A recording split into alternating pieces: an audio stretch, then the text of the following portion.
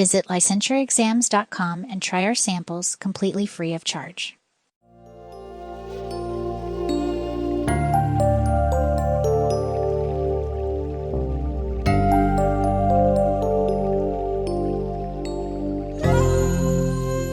All right, let's really get into this. So you're a therapist in this narrative, and your client, Rachel, is having pretty major anxiety as she prepares for her licensure exam. Honestly, a lot of you from all over the country can probably relate to this, right? It can be nerve-wracking. She's pretty much convinced there's no way she'll pass. Oh, and let's not forget, Rachel is the first in her family to go to college, so there's a ton of pressure riding on those shoulders. We're talking sleepless nights, upset stomach, constant ruminating, the whole roller coaster of feelings. First point, let's just call it out. Anxiety around big exams is super common. But for Rachel, it's not just about nerves before an exam. She was diagnosed with generalized anxiety disorder back when she was a teen. And even though, yes, she's had therapy before, that anxiety seems to creep back in, especially now with her upcoming exam hanging over her head. I mean, wow, who wouldn't feel the weight of all those expectations, especially when family pride is on the line? So what do you look for on the exam, and how do you, as a therapist, help someone like Rachel?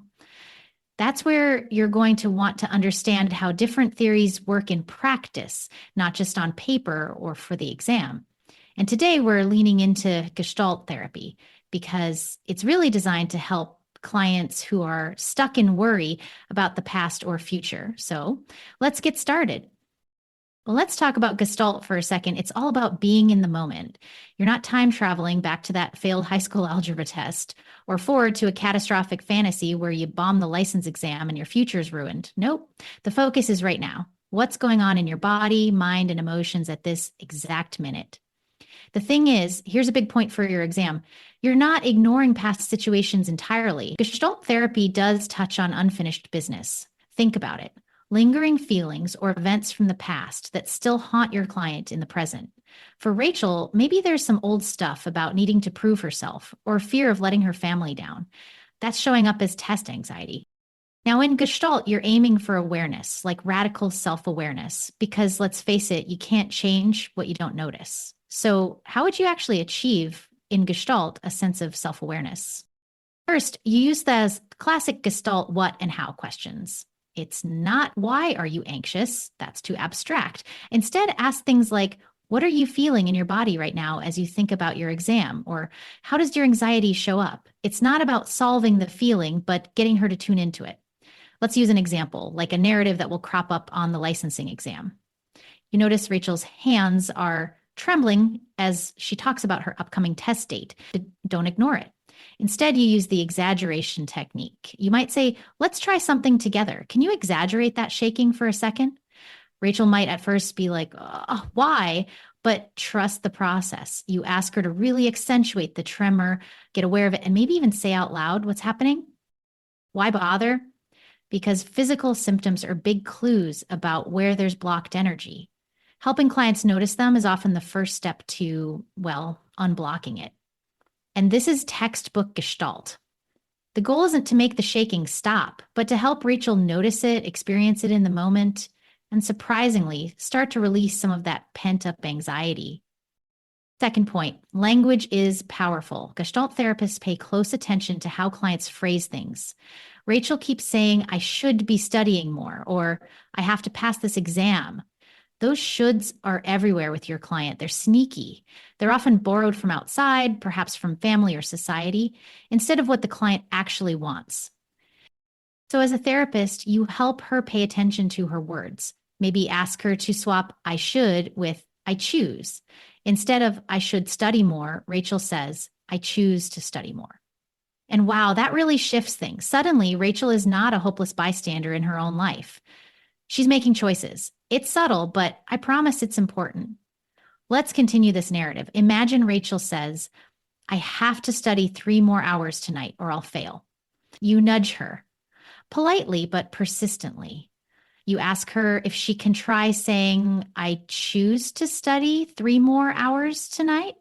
She might feel kind of silly at first or even protest, but eventually the shift from feeling forced to do something to feeling in control is noticeable.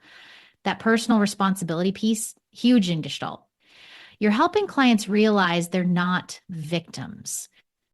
Here's a big one. You know how clients sometimes want to run away from their tough feelings? Rachel says, I just want to leave when I get anxious. Totally understandable, right? Who wants to sit in discomfort? Well, Gestalt therapy flips that on its head.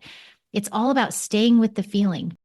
So, when Rachel wants to bolt, you ask her to pause, breathe, and sit with that anxiety, even if it's only for a minute. She might say, this is too much. But you're supporting her as she faces that uncomfortable emotion rather than always running from it. The key to using Gestalt with clients is not to make the bad feeling vanish. If Rachel can stay with her anxiety, she might find it gets a tiny bit more bearable. That's the start of building tolerance and real awareness. Let's go even further with another classic technique, the empty chair.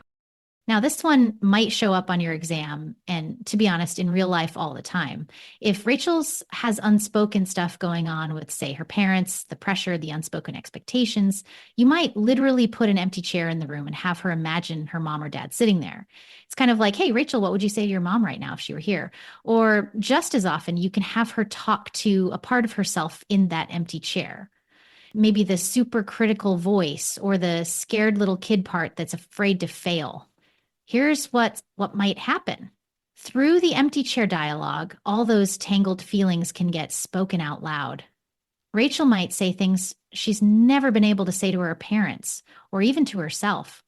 That's another important Gestalt concept, giving a voice to the parts of your client that usually silence and bringing hidden conflicts into the open. Now, you, as the therapist, you aren't there to interpret everything she says. Oh, no. Gestalt puts a huge emphasis on letting your client make sense of their own words. You might reflect back what you're seeing or hearing, but you're not there to tell Rachel what her dream about failing actually means. That's her job. But at the same time, you don't just sit back and do nothing. You're active, attentive, present. The relationship you build, the I-thou connection, as Fritz Perls and even Martin Buber talked about, is where so much of the work happens. Speaking of, for your exam, Fritz Perls is the big Gestalt name you want to remember. Other names, Irvin Polster and Miriam Polster made significant contributions too. The approach is experiential, and honestly, some clients really respond to that hands-on, present-focused style. Here's a quick mnemonic for some contact boundary disturbances in Gestalt. I pray daily for relief from clients.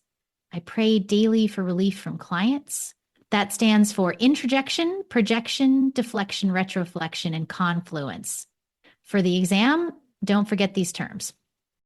Here's a rundown with examples, because you never know what will be thrown at you. Introjection.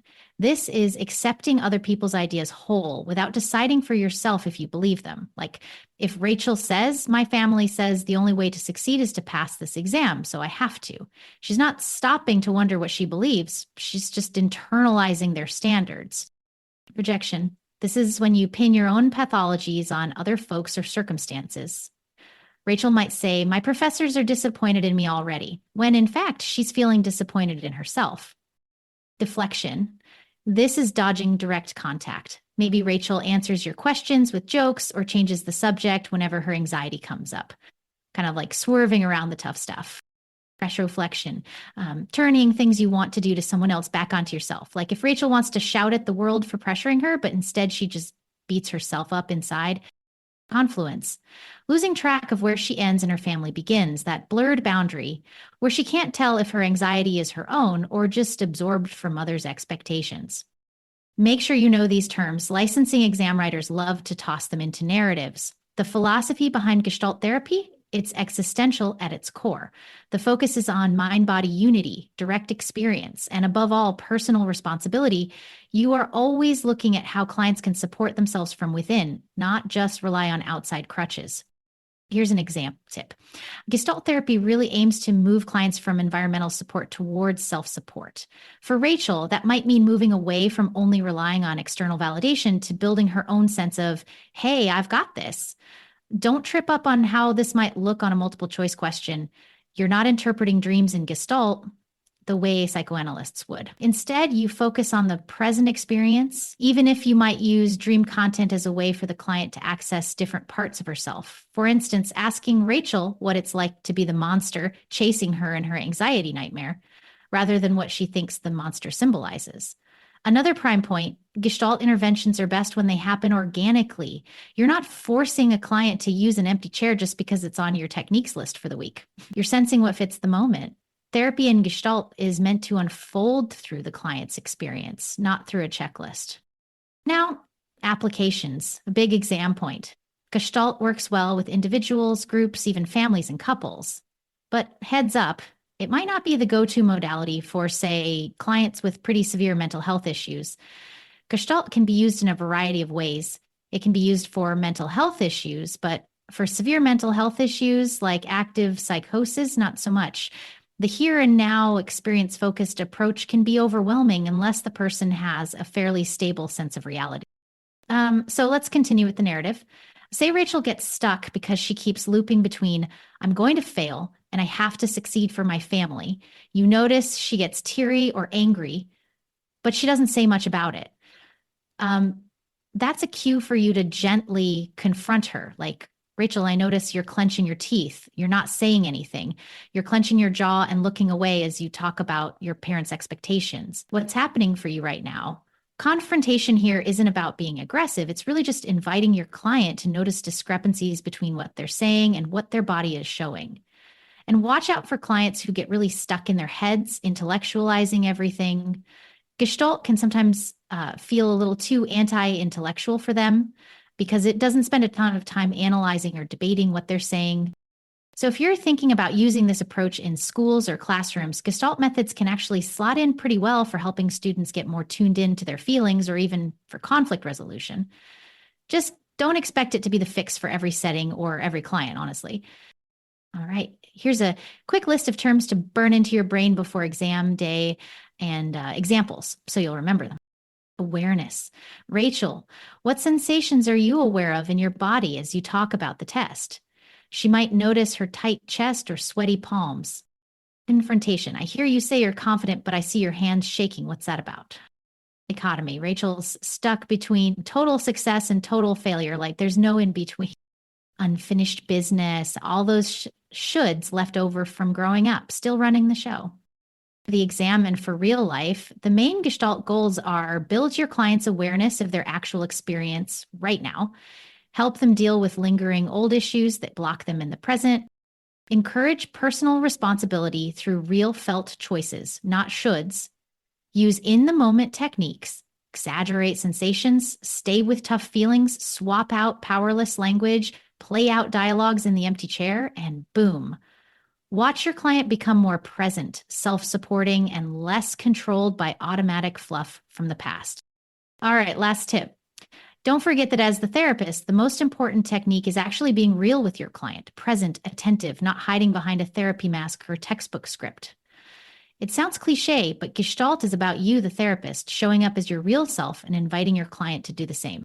Good luck with that licensing exam. Stay present, focus on awareness, don't shy away from using active techniques if they fit, and trust your gut as much as your theory. And remember, it's in there.